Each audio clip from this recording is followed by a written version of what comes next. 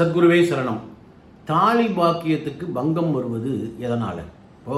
ஆண்கள் ஜாதகத்தில் 7ஆம் இடத்தை பார்க்கணும், பெண்கள் ஜாதகத்தில் 8ஆம் இடம் பார்க்கணும்.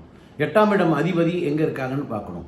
அதே மாதிரி 8ஆம் இட அதிபதி 3, 6, 8, 12 சம்மந்தப்பட்டிருக்காங்களான்னு பார்க்கணும்.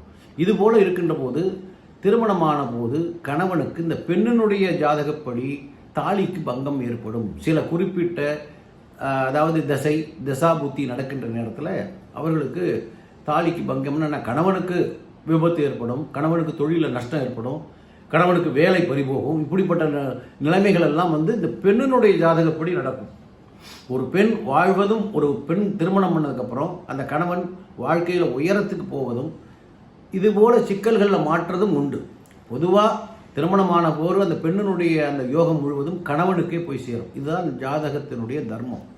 யார் திருமணம் செய்தாலும் அந்த பெண்ணினுடைய அத்தனை யோகமும் கணவனுக்கு போயிடும்.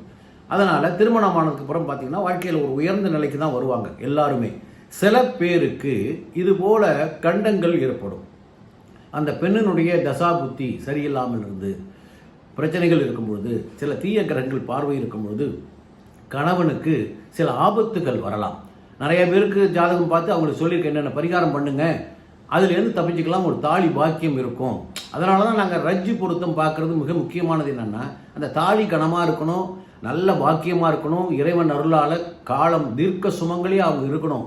அப்படின்னாக்கா தீர்க்க சுமங்கலி அப்படிங்கிறது என்ன?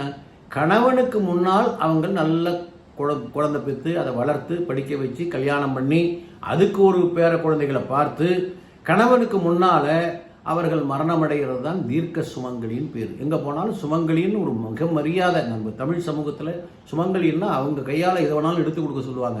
அப்படிப்பட்ட ஒரு அற்புதமான அபூர்வமான ஒரு பதவி அப்படிங்கிறது சுமங்கலிகளுக்கு உண்டு. அது கிராமங்களில் ரொம்ப பெருமையாக நினைப்பாங்க. சுமங்கலி கையால் எல்லாம் வாங்கணும், எந்த ஒரு நல்ல விஷயமும் சுமங்கலி கையால் வாங்கணும்பாங்க. அப்போ சுமங்கலிக்குன்னு அப்போ அவ்வளோ பெரிய சக்தியை இறைவன் கொடுத்துருக்குறான். மக்களும் நம்புகிறாங்க.